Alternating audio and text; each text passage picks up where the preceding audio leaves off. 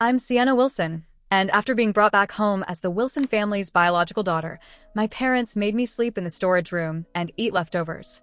Their hearts, however, were always with Hannah Wilson, the girl who had lived my life for over a decade, pretending to be me. So when the government rolled out the so-called Sibling Fairness Program, my parents jumped at the chance to register us. Father, Camden Wilson, sighed as though relieved of a great burden. With this system keeping things equal, Hannah won't have to suffer anymore, he said. Mother, Emily Wilson, clasped my hand softly, but spoke with an unshakable firmness. Since your return, you've taken away everything that belonged to Hannah. It isn't fair to her. My brother, Easton, looked at me with open disdain. I only acknowledge Hannah as my sister.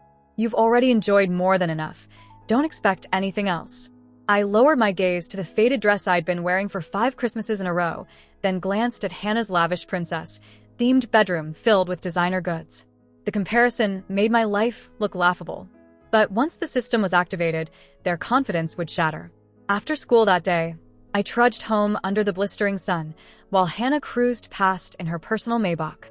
When I stepped through the villa's doors, barely cooled by the air conditioning, Camden slammed a thick stack of papers onto the table in front of me. This is the government's new Sibling Fairness Program contract. Sign it now. I froze in place, stunned. Easton shoved me forward. Quit pretending to be pitiful. We've already given you more than you deserve. Hannah has endured you for long enough. Don't test her patience. Emily pulled me aside, her voice soft yet calculated. Sienna, I know you suffered in the countryside for more than 10 years, but Hannah is blameless. Now that you're home, we have to treat you both fairly. This system prevents us from showing favoritism toward you and making Hannah miserable. Fairness? The cheap, sweat-soaked fabric clung uncomfortably to my back. Meanwhile, Hannah lounged in light designer clothing, sipping fruit juice prepared by servants, cool and unbothered. I couldn't help asking, Mom, do you really think you've been favoring me? Camden slammed the table, his fingers stabbing the air at me. What kind of question is that? Ever since you returned, we've given you everything that should have been Hannah's. You live in this villa, go to a good school, and have servants at your beck and call. If that isn't favoritism, then what is? Hannah was our precious daughter for years, yet she's suffered so much since you came back. Only with this system can she finally have justice. The clatter of a cup hitting the floor broke the tense silence. I bowed my head, feeling the irony sting. On the day I first returned to the Wilsons, I'd offered a handmade cloth doll to Easton and Hannah, hoping to build a bond. Instead, Hannah cried, and Easton shoved me away. It's all your fault. Why did you have to ruin our family? The whole family swarmed around Hannah, comforting her, while I stood awkwardly on the outside. Always the outsider. That transition period, excuse became permanent, leaving me in the storage room. I wasn't allowed to sit at the dining table because Hannah wasn't used to it. At school, my shabby clothes and rural accent made me an easy target. Bullies tore up my homework, poured dirty water into my lunch. When I cried to my parents, they dismissed me as making excuses for my bad grades. They never once showed up to my parent-teacher meetings, but they never missed Hannah's. Still, I told myself to be patient. Maybe one day, they would accept me. But now they were claiming it was unfair to Hannah? I picked up the scattered documents, eyes landing on the bold slogan. Sibling Fairness Program, helping parents achieve equal love and truly balanced treatment for every child. Fine. I'll sign. By then, I had already stopped hoping for their affection. The only reason I stayed was for the good schools nearby. Once I graduated, I would leave them for good. A government worker soon arrived to install the system. To guarantee fairness, all family assets will be synchronized with the program. It will detect favoritism and adjust accordingly, he explained. Camden hesitated, flipping through the contract carefully. Being a businessman made him cautious. But Easton quickly scribbled his name down. It's government issued. It has to be reliable. Dad, do you really want Hannah to keep suffering while you delay? Urged on, both my parents signed too. I carefully read every clause before adding my name, earning Easton's sneer. You act like a victim every day, making it seem like we mistreat you. Let's see how you handle real fairness. Emily patted my shoulder gently.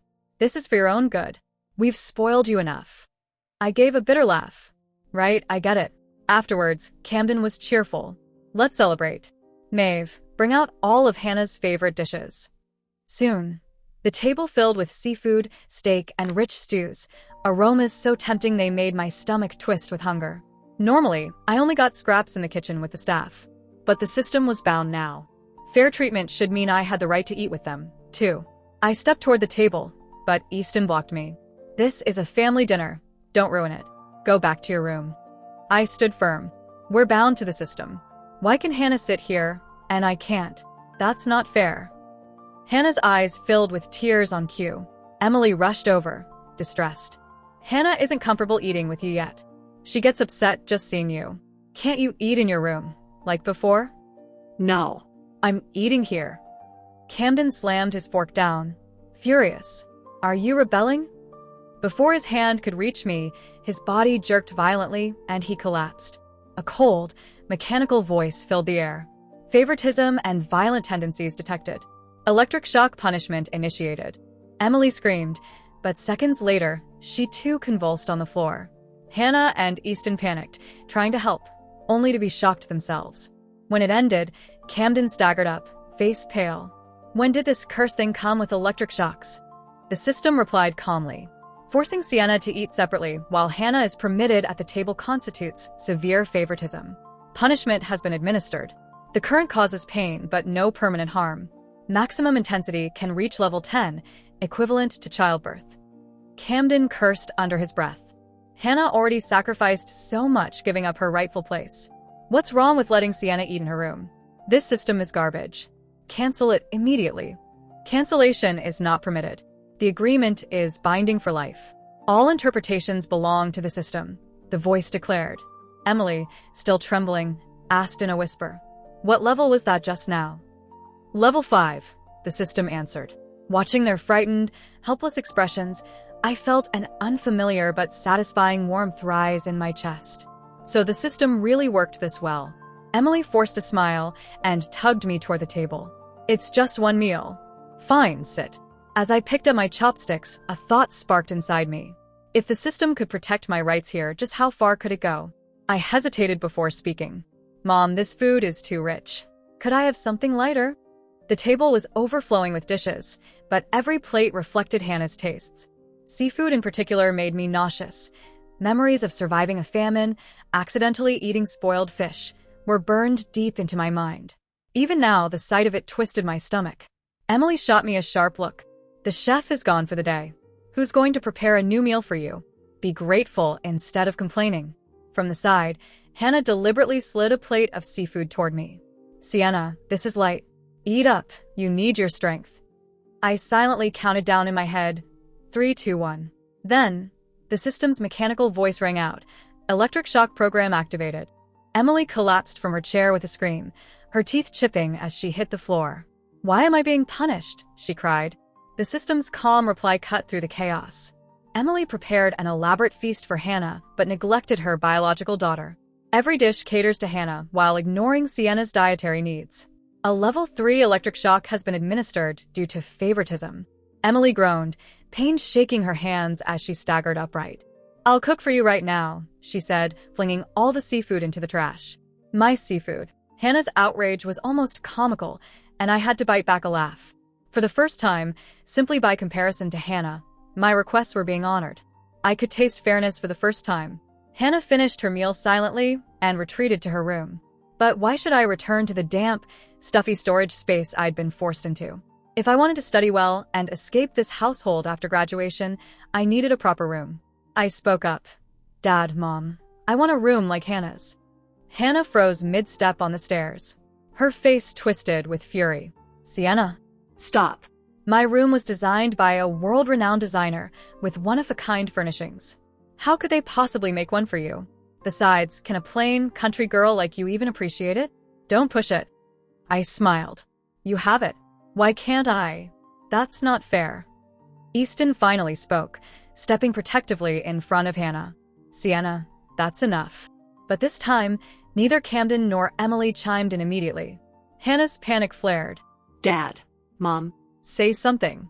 My skin is allergic to other fabrics. This isn't fair to me." After a long pause, Emily relented. "Hannah, let Sienna stay in your room for tonight. Tomorrow, we'll prepare a new one for her." Camden nodded with a sigh. "Yes." Otherwise, who knows what the system will do next? We need to comply, at least for now. So they could treat us fairly. They just hadn't wanted to for my sake. Hannah descended reluctantly, her eyes brimming with tears. Passing me, she hissed, "Don't get too cocky, Sienna. Having the system doesn't mean you've won. Just wait. I'll make sure you regret this." I was used to her arrogance from school, so I knew she wasn't bluffing. Sure enough, the next morning, as we prepared to leave for school, I saw the back seat of the Rolls-Royce splattered with paint. Hannah smiled sweetly. "I planned to let you ride with me, but we accidentally spilled paint on the back seat. Sorry, it's unusable now."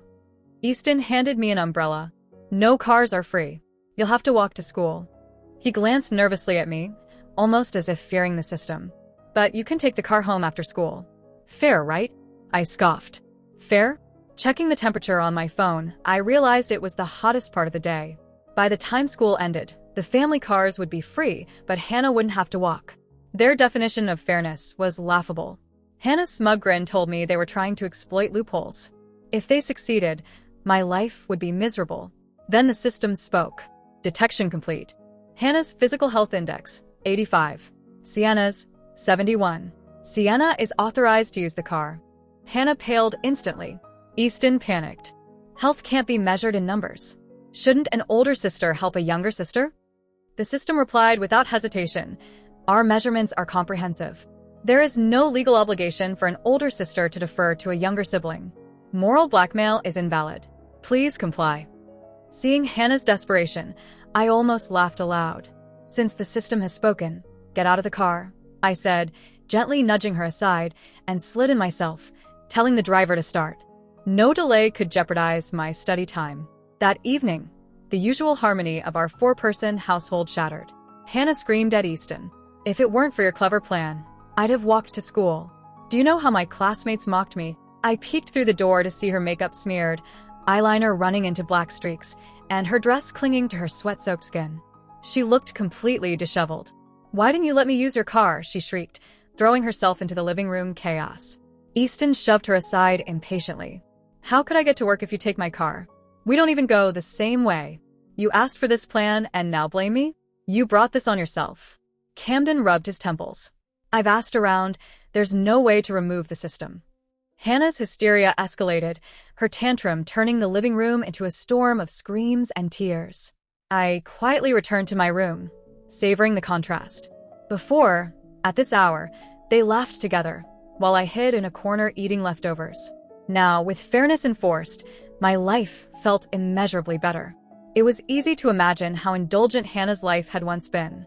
Now that her privileges were curtailed, I wondered just how arrogant she could remain. Finally, one night, she burst into my room. Her face was alight with vengeful satisfaction. "Sienna, your good days are over," she spat. "Tomorrow Dad will distribute assets strictly based on merit, completely fair. Easton and I are top of our classes. As for you, pray for yourself. The system doesn't protect you from us. Without money or shares, your abilities won't threaten us." I tilted my head. "How can you be sure my grades aren't better?"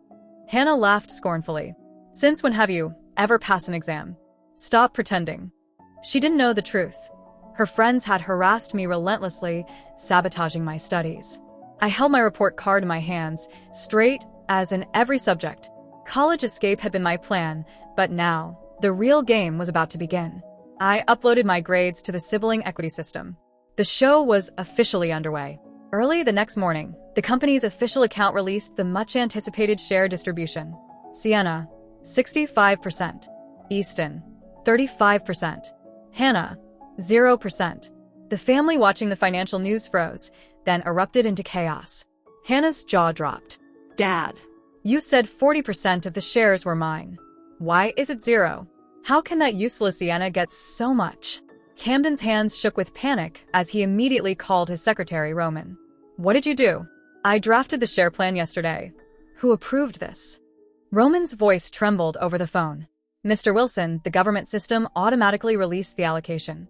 Since the company's management rights are filed with the system, I cannot intervene." Camden roared. "I don't care about any system. It's my company. I decide how the shares are split. Change it immediately." Easton slammed his glass down in frustration. 35%? That's absurd. Why not more? The system's cold, electronic voice interjected. Easton's average performance ranks 5th, Sienna ranks 1st, and Hannah is not officially recognized as a Wilson family member. Allocation is based on performance. Sienna receives 65%, Easton 35%, and Hannah 0. I could almost sense the system's quiet mockery. Camden's beard trembled with fury. I want to give Hannah her share. She's been with us all her life. How dare they disregard her? We want to appeal. We want to unbind this. The system replied firmly.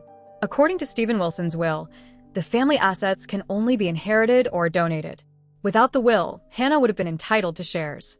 The system strictly enforces regulations. Easton and Camden paled. They couldn't believe they were powerless over their own fortune. Emily, breaking her silence, grasped my hand with an unusual softness. Sienna, you're a good girl. Can you really watch decades of your father's work go down the drain? Return the shares, it's just a joke. Camden nodded eagerly. Yes. Better to return it. You young people can't manage this kind of money anyway. The system prompted. All parties must consent for return of shares. Confirm? Camden practically begged. I agree. Emily urged Easton, who reluctantly nodded. I agree. If it were the old me, desperate for love, I would have signed too. But now I understood they had never truly treated me as family. I gently withdrew my hand. I don't agree. The system's allocation is fair and reasonable. Camden's hope turned into rage. He lunged at me, fists swinging. Ungrateful brat. After all we've done for you. I didn't move. Before he could strike, electricity coursed through him, sending him convulsing to the floor. Emily's fury was restrained by fear. We are family. Family shouldn't be ruled by a system. We may have been neglectful, but we're still family. I laughed, cold and sharp. You bound me to the system to favor Hannah, yet now you panic when fairness is enforced. You left me in a storage room, let me be bullied at school, ignored my cries. Now you lecture me about family? Since you never cared, why should I? Emily's face darkened. Camden hissed bitterly. We really raised an ungrateful daughter. At that moment, Hannah burst in, waving her phone. Sienna, don't get cocky. I've already called the police. I raised an eyebrow. Oh. And what have I done? Hannah, arms crossed, addressed her parents. I saw it all at school. Sienna failed 3 consecutive tests. Performance determines shares, so even with the system, she shouldn't have gotten so much. She must have bribed the system or tampered with records. The police will take her and our shares will be restored, she added confidently. Emily smiled with delight. Is this true, dear? Absolutely, Hannah reassured her. Camden's face lit up. Hannah, my good daughter. The police arrived and Hannah pointed at me. That's her. Arrest her. I stepped forward calmly. Officer, my grades were never faked.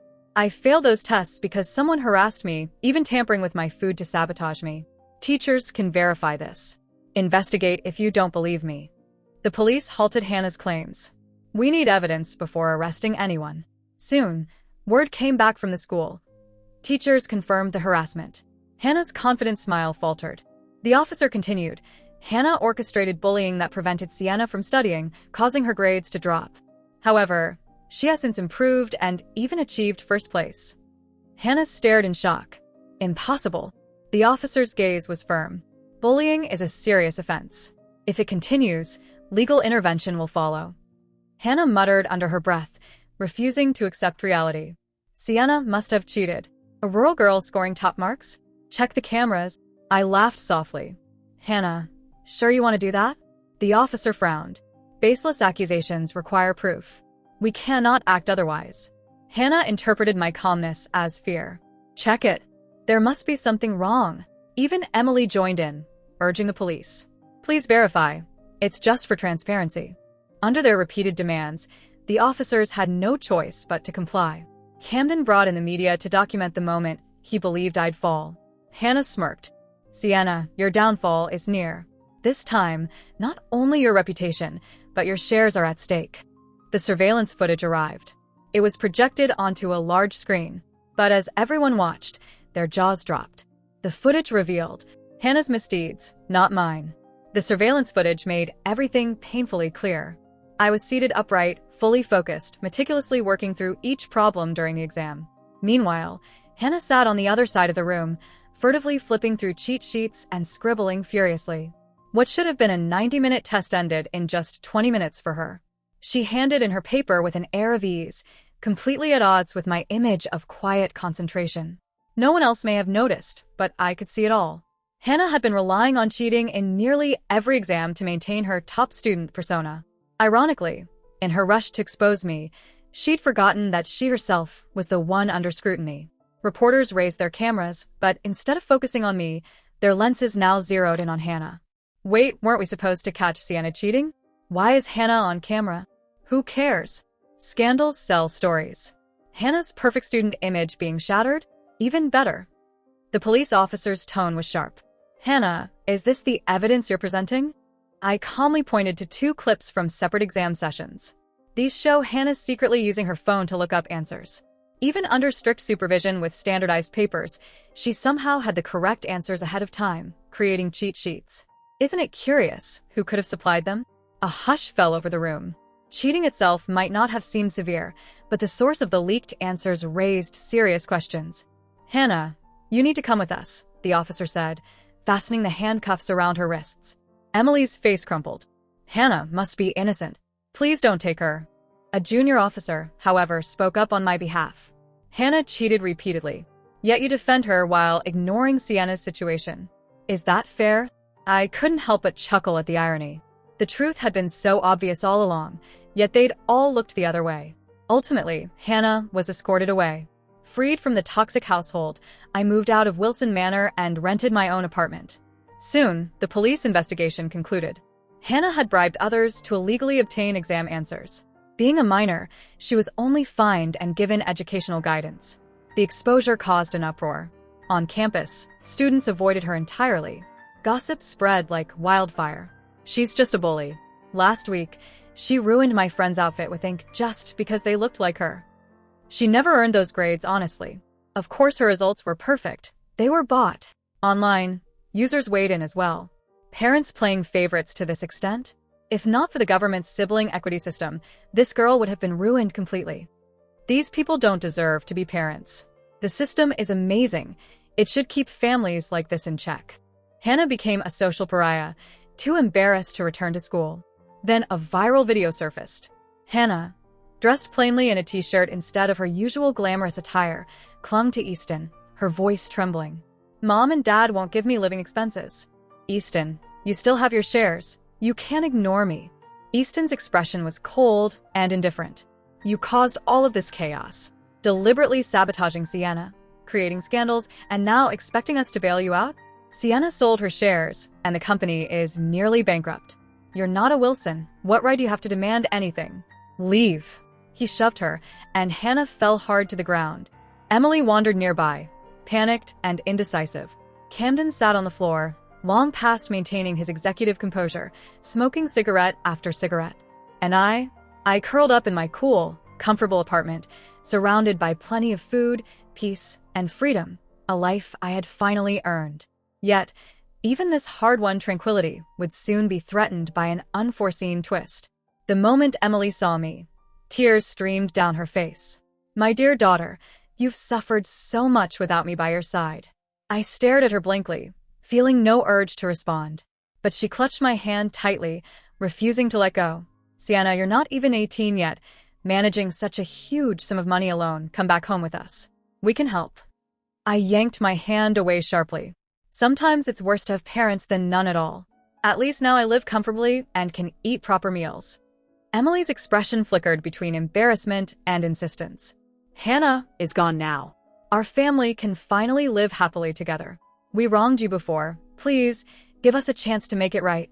I glanced at her frayed dress, cheap jewelry, and wrinkled features.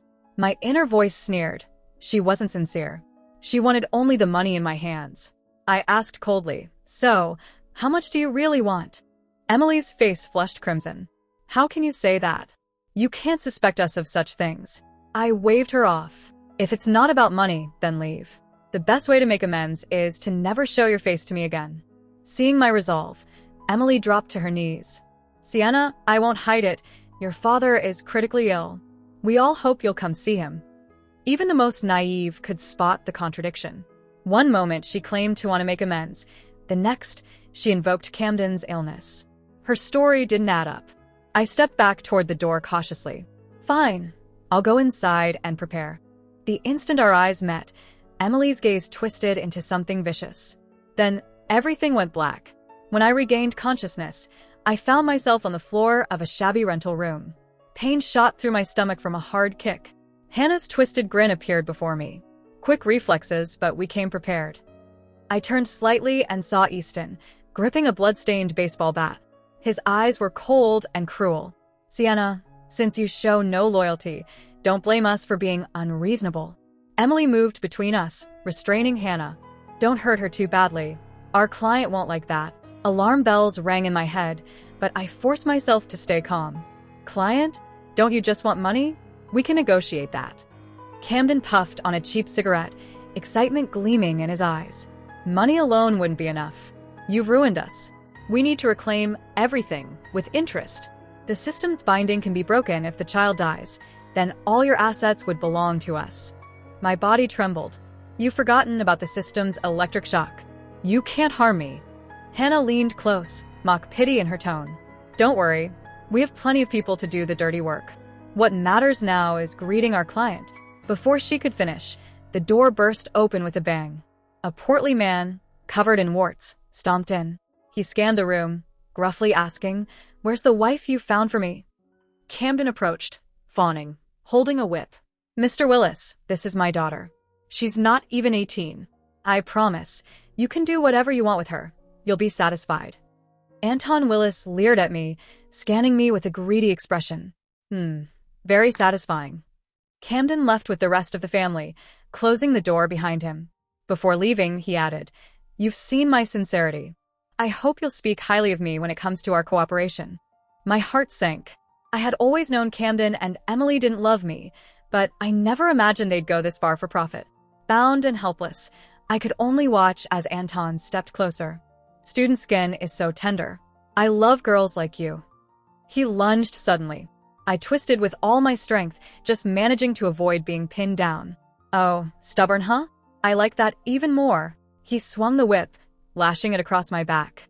Pain shot through me, making my entire body tremble. Tears welled up as I realized there was no escape. Just as his hand reached for me again, the door burst open. "Freeze!" The police stormed in, kicking Anton away and restraining him.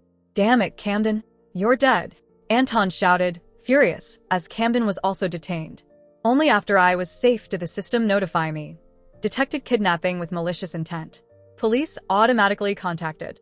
A female officer crouched beside me, speaking gently. "It's okay now. This system is intelligent. It alerts authorities immediately when danger is detected but stays silent, so the criminals aren't tipped off. You're safe." It took a long while for my heart to stop racing. During interrogation, Camden finally confessed. He had planned to use me to curry favor with Anton, even hoping I would die so he could profit from my shares. 2 schemes in one. The officers looked at me with sympathy. "Don't worry. Evil people will get what's coming to them," the female officer assured me. The verdict came swiftly.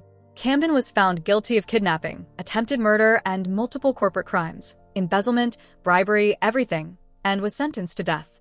Emily, Easton, and Hannah, as accomplices, each received 5-year sentences.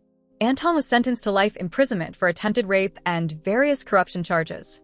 The day Camden was executed, the system deactivated automatically. From that moment on, I had no connection to the Wilson family.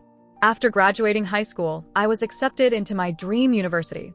The name Sienna, given to me by the orphanage director, symbolized hope, freedom, and vitality. In September, I boarded a plane, leaving the past behind, ready to start my own journey.